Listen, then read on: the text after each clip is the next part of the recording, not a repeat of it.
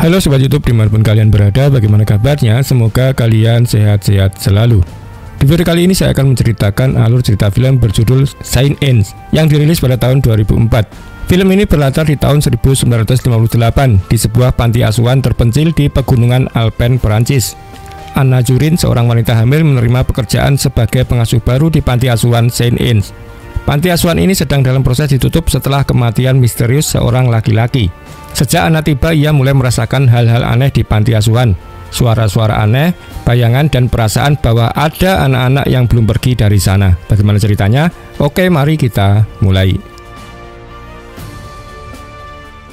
Cerita ini dimulai di sebuah panti asuhan bernama Saint Anne pada tahun 1958. Suatu malam saat hujan badai, seorang anak laki-laki bernama Alex terbangun karena ingin ke kamar mandi. Di perjalanan dia bertemu seorang gadis bernama Mary yang juga ingin ikut ke kamar mandi. Mereka berdua pergi ke kamar mandi umum yang besar.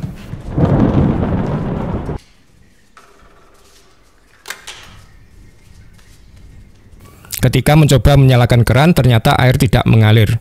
Mary lalu berkata kepada Alex bahwa ada anak-anak menyeramkan yang suka bermain dengan keran. Tetapi Alex tidak percaya. Setelah itu mereka kembali ke kamar tidur, tetapi tiba-tiba Alex mendengar suara air mengalir dari keran. Dia meminta Mary tetap di tempat lalu kembali ke kamar mandi untuk mematikan keran. Namun saat sampai di kamar mandi, Alex mendengar suara aneh dari balik cermin besar. Karena penasaran, dia naik ke wastafel untuk melihat ke cermin, tetapi tidak melihat apa-apa. Namun tiba-tiba sesuatu terjadi.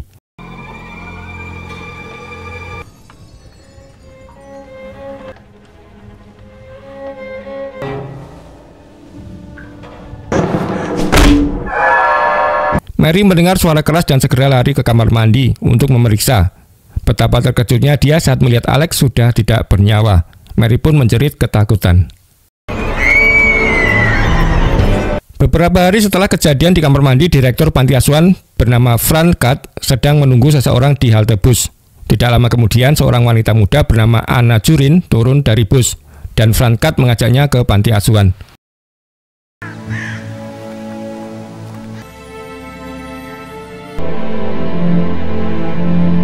Ternyata Anna datang ke panti itu untuk bekerja sebagai pembantu rumah tangga baru. Di sana dia bertemu Helenka, pembantu rumah tangga lainnya yang sudah bekerja di panti selama 23 tahun. Helenka merasa heran karena Anna yang masih muda dan cantik mau bekerja di tempat seperti itu. Setelah itu Anna berjalan-jalan melihat-lihat panti. Dia bertemu dengan Mary, seorang anak di panti, yang bertanya apakah Anna akan tinggal sendirian. Setelah itu Mary pergi begitu saja. Kemudian Anna mendengar Frank Kat sedang rapat dengan beberapa orang penting. Dari pembicaraan mereka terungkap bahwa Anna pernah mengalami masalah besar di pekerjaan sebelumnya. Para orang penting itu juga mengatakan bahwa panti asuhan tidak perlu menambah pekerja baru karena panti itu akan segera ditutup. Tapi Frank Kat marah dan berkata mereka seharusnya memberikan dana untuk tetap menjaga panti itu. Ternyata kematian misterius Alex beberapa waktu lalu telah membuat nama baik panti asuhan menjadi buruk. Tak lama setelah itu seorang karyawan lain melihat Anna dan menyambutnya. Dia menunjukkan kamar Anna yang letaknya dekat dengan kamar mandi umum yang besar. Karyawan itu juga menjelaskan bahwa bangunan panti sudah tua dan banyak bagian yang rusak dan perlu diperbaiki. Di adegan berikutnya, Frank Kat mengumpulkan anak-anak yang masih tinggal di panti. Dia memberitahu mereka bahwa panti asuhan akan segera ditutup. Anak-anak itu akan dipindahkan ke tempat lain dan diadopsi oleh keluarga baru. Frank Kat terlihat sedih saat berbicara dengan anak-anak. Dia meminta mereka untuk selalu mengingat nilai-nilai dan pelajaran yang mereka dapatkan di panti asuhan Saint Anne.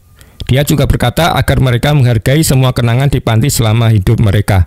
Saat Anna melihat anak-anak berbaris untuk naik ke bus, tiba-tiba Mary datang mendekatinya. Mary berbisik sesuatu ke telinga Anna, tetapi Anna tidak langsung mengerti maksudnya.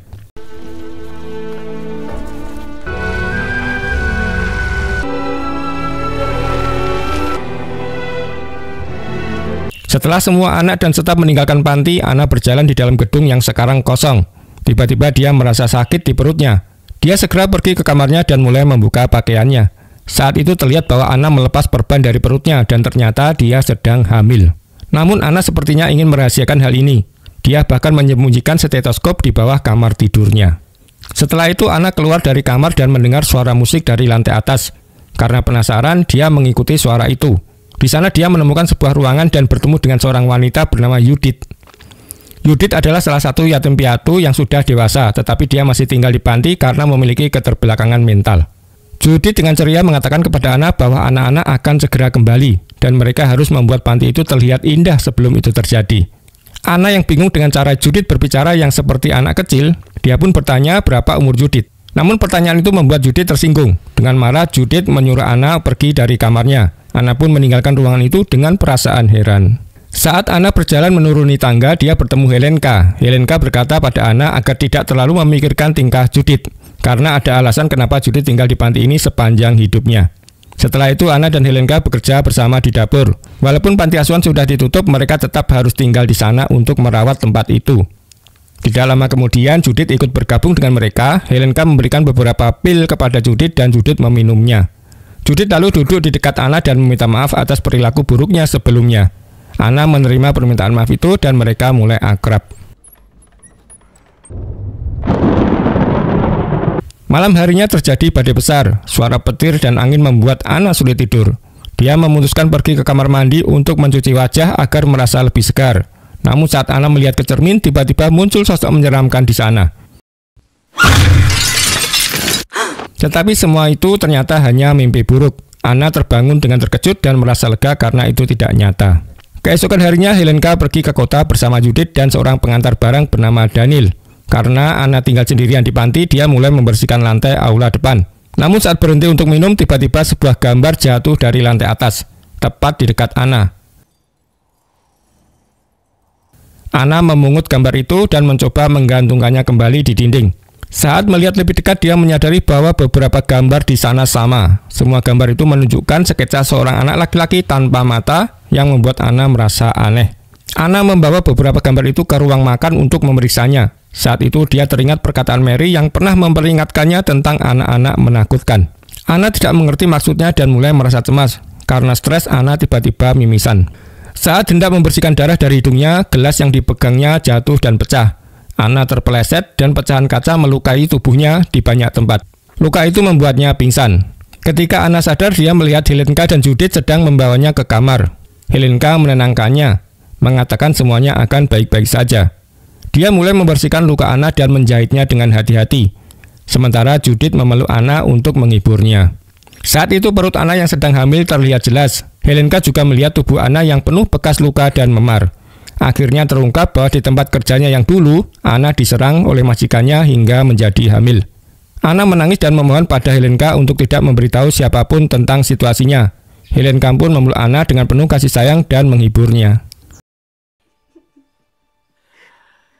Beberapa hari kemudian saat sedang bermain ayunan di luar, Anna menemukan sebuah tali lompat di halaman. Dia mengikuti jejak tali itu sampai ke sebuah hutan kecil yang berisi reruntuhan kapel kuno dan barang-barang lama yang dibuang dari panti asuhan. Anna penasaran dan mulai menjelajahi tempat itu. Di sana dia menemukan sebuah kotak berisi dokumen-dokumen lama tentang anak-anak yang dulu tinggal di panti. Namun tiba-tiba Frankat muncul dari balik reruntuhan dan meminta Anna untuk tidak mengotak-atik tempat itu. Dia berkata bahwa di sana hanya ada tikus dan benda-benda tua yang tidak penting. Ketika Anna bertanya kenapa Frankat ada di sana, dia menjelaskan bahwa dia datang untuk mengambil beberapa barang. Dia kemudian menunjukkan sebuah mobil tua yang tersembunyi di antara reruntuhan. Setelah itu, Frankat mengambil dokumen-dokumen lama dari Anna dan memintanya untuk tidak bercerita kepada Helenka, karena Helenka sedang berusaha melupakan masa lalu. Frankat juga berbicara dengan nada sinis kepada Anna. Dia mengatakan bahwa dia sering bertemu dengan gadis-gadis seperti Anna yang tidak bisa tinggal di satu tempat dan suka pergi kemana-mana. Lalu Frankat tiba-tiba menyentuh perut Anna dan berkomentar bahwa gadis-gadis seperti itu selalu mendapatkan apa yang pantas mereka dapatkan. Saat itu Anna sadar bahwa kehamilannya bukan lagi rahasia. Setelah Frankat pergi, Anna menemukan seekor induk kucing bersama anak-anaknya yang sedang bersembunyi di dalam mobil tua itu. Di adegan berikutnya, Anna berbicara dengan Helenka dan menuduhnya memberitahu Frankat tentang kehamilannya. Tetapi Helenka dengan tenang menjawab bahwa semua orang sudah tahu sejak awal. Dia berkata bahwa Anna tidak bisa menyembunyikan hal itu dari siapapun. Bahkan Daniel juga mengonfirmasi bahwa mereka semua memang sudah tahu. Merasa marah dan kecewa, Anna masuk ke dalam gedung. Dia memukul perutnya sendiri dengan keras, merasa frustasi. Setelah itu dia pergi ke kamar mandi dan menggunakan stetoskop untuk mendengar detak jantung bayinya. Ketika Anna mendengar bayi itu masih hidup, rasa marahnya semakin menjadi-jadi. Malam harinya Anna melilitkan perban di perutnya dengan sangat erat, seolah ingin menyembunyikan kehamilannya. Dia lalu pergi menemui Judith yang sedang tidur dan langsung bertanya tentang anak-anak menakutkan. Judith menjelaskan bahwa Mary sering berbicara tentang mereka. Menurut Mary, anak-anak itu muncul setelah dia tertidur dan dia bisa mendengar suara mereka. Anna kemudian mengungkapkan bahwa dia datang ke panti ini karena dia juga mendengar suara-suara aneh. Penasaran, Anna memutuskan untuk menyelidiki lebih lanjut. Dia menuju kamar mandi dan mulai memeriksa sekelilingnya. Di sana dia menemukan panel kayu di dinding dan membukanya. Di balik panel itu, dia melihat sistem pipa. Tiba-tiba sebuah bola kecil jatuh dari dalam pipa. Anna memperhatikan bahwa pipa itu terhubung ke sebuah ruangan di lantai atas. Dia memutuskan untuk memeriksa ruangan itu.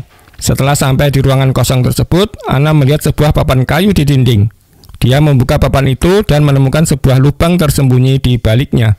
Di dalam lubang itu, Anna menemukan sebuah kotak tua. Saat membuka kotak itu, dia terkejut melihat foto-foto anak-anak yang dulu tinggal di panti, bersama dengan beberapa dokumen lama. Keesokan harinya, Anna terbangun di kamar tidur kosong. Dia terkejut saat menyadari bahwa perban yang dililitkan di perutnya telah dilepas. Dia tidak tahu siapa yang melakukannya. Saat mendengar suara Helenka dan Judith berbicara di kejauhan, Anna buru-buru menyembunyikan dokumen yang dia temukan sebelumnya agar tidak ada yang tahu. Kemudian Anna pergi ke asrama anak-anak. Dari jendela dia melihat Helenka dan Judith sedang menjemur pakaian di luar. Judith tampak ceria dan berkata sambil bercanda bahwa jika Helenka tidak bisa menemukannya, dia akan memelihara anak-anak kucing yang mereka temukan. Ketika Anna berdiri di lorong, dia mendengar seseorang berbicara kepadanya dari belakang. Dia mengira itu adalah suara Judith. Namun saat berbalik, dia terkejut melihat Judith masih ada di luar bersama Helenka. Hal ini membuat Anna merasa takut. Dia mulai bertanya-tanya siapa yang berbicara kepadanya. Dengan rasa takut yang semakin besar, dia bertanya kepada seseorang yang tak terlihat, "Apa yang kalian inginkan?" Tiba-tiba pintu di belakang Anna terbanting dengan keras, membuatnya sangat ketakutan. Anna berlari kembali ke asrama anak-anak dan bersembunyi di sana, mencoba menenangkan dirinya. Setelah beberapa saat, Helenka mendekati Anna dan bertanya apa yang terjadi. Anna masih ketakutan menunjukkan dokumen-dokumen yang dia temukan. Dia ingin tahu apa yang sebenarnya terjadi pada anak-anak yang pernah tinggal di panti asuhan Saint Anne tetapi menghilang secara misterius. Melihat dokumen itu, Helenka terlihat sedih dan tertekan. Dia berpikir bahwa Anna mulai kehilangan akal sehatnya. Helenka kemudian menjelaskan bahwa setelah Perang Dunia Kedua pada tahun 1946, banyak anak-anak yatim piatu yang dibawa ke Saint Anne dengan ambulan. Di antara mereka ada juga Judith. Anna lalu bertanya di mana anak-anak itu sekarang dan apakah ada di antara mereka yang masih hidup. Helenka dengan air mata berlinang menjawab bahwa pada waktu itu hanya ada 2 dokter untuk merawat 300 anak. Dia bertanya kepada Anna berapa banyak nyawa yang bisa mereka selamatkan. Meskipun Helenka memberikan penjelasan ini, Anna tetap curiga. Dia mulai berpikir bahwa panti asuhan tersebut mungkin sengaja membunuh dan menyembunyikan anak-anak itu. Anna merasa ada sesuatu yang tidak beres dan bertekad untuk mencari tahu kebenarannya. Pada malam hari, Judith terlihat sangat panik. Dia memberitahu Helenka bahwa semua anak kucing yang mereka temukan sebelumnya telah hilang. Dia tidak bisa menemukannya dimanapun. Mendengar tangisannya, Anna keluar dari kamarnya dan memeluk Judith untuk menenangkannya. Kemudian Anna dan Judith pergi bersama-sama untuk mencari anak kucing itu. Namun mereka tidak berhasil menemukannya. Setelah beberapa waktu, Anna tiba-tiba bertemu dengan Helenka dan meminta Judith untuk mengikutinya. Mereka pergi ke danau dan di sana mereka melihat Helenka sedang menarik sebuah tas besar dari air. Ketika tas itu dibuka, mereka terkejut melihat anak-anak kucing yang sudah mati di dalamnya. Judith sangat marah dan menuduh Helenka membunuh kucing-kucing itu, tetapi Helenka membantah tuduhan tersebut. Setelah mengubur anak-anak kucing itu, Anna berusaha menghibur Judith. Dia berkata bahwa semua orang di panti asuhan adalah pembohong. Dan merekalah yang membuat saudara-saudara Judith menghilang bertahun-tahun yang lalu. Anna juga mengatakan bahwa dia yakin anak-anak itu masih ada di dalam gedung karena dia bisa mendengar suara mereka. Anna berusaha meyakinkan Judith untuk bangun dan menyadari kenyataan serta mencoba mengungkapkan kebenaran yang selama ini disembunyikan. Beberapa saat kemudian, Anna dan Judith kembali ke gedung dan duduk bersama Helenka untuk makan malam. Seperti biasa, Helenka memberikan pil-pil kepada Judith untuk diminum. Tetapi Judith berpura-pura meminumnya. Setelah Helenka pergi, Judith mengeluarkan pil-pil itu dan memberikannya kepada Anna. Ternyata Anna telah meyakinkan Judith bahwa Helenka memberi pil itu agar Judith merasa sakit. Judith merasa khawatir dan akhirnya memutuskan untuk tidak meminumnya lagi. Pada hari-hari berikutnya, Anna dan Judith menjadi sangat dekat dan mereka mulai mengabaikan Helenka. Suatu malam Judith berkata bahwa dia ingat saat-saat bermain dengan anak-anak lain yang dibawa ke panti asuhan bersama dirinya bertahun-tahun yang lalu. Anna penasaran dan bertanya di mana mereka biasa bermain. Judith menggambarkan tempat itu sebagai sebuah ruangan yang seluruhnya berwarna putih. Anna lalu berpikir dan bertanya apakah itu kamar mandi besar. Dan Judith mengkonfirmasi setelah berpikir sejenak. Ana dan Judith akhirnya memutuskan untuk pergi ke kamar mandi besar untuk mencari tahu kebenarannya dan mengungkap apa yang sebenarnya terjadi di sana. Pada adegan berikutnya, Ana mulai menggaruk dinding kamar mandi karena dia curiga ada ruangan rahasia di baliknya. Sementara Judith memeriksa cermin besar. Tiba-tiba Judith melihat sesuatu yang mengkhawatirkan dan mundur dengan kaget. Melihat ini, Ana mengambil lampu dan mendekati cermin, di mana dia menemukan jejak tangan anak-anak di kaca. Tiba-tiba pintu kamar mandi terkunci dengan sendirinya, dan seorang anak muncul di balik cermin, membuat Ana terjatuh. Ana cepat bangkit dan melemparkan obor ke arah cermin untuk memecahkannya. Begitu kaca pecah, mereka terkejut menemukan sebuah ruangan tersembunyi di balik cermin. Pada saat yang sama, seseorang berusaha membuka pintu kamar mandi dengan panik dan gagangnya terlepas.